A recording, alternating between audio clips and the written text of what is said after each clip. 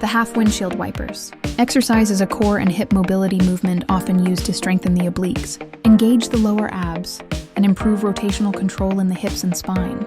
It's a modified version of the full windshield wipers exercise, which is more advanced.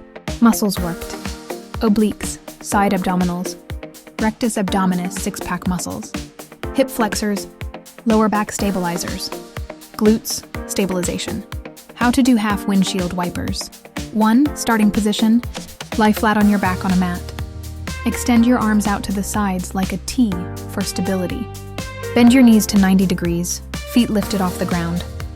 Engage your core to flatten your lower back into the floor. 2. Movement. Slowly lower both knees to one side, e.g., the right in a controlled motion, keeping shoulders flat on the floor.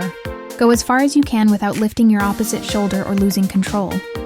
Engage your core to bring your knees back to center. Repeat to the other side, e.g. left. Reps and sets. Beginner, 2 to 3 sets of 10 reps, 5 per side. Advanced, slow and controlled reps, with added ankle weights or resistance. Band for challenge. Tips for good form.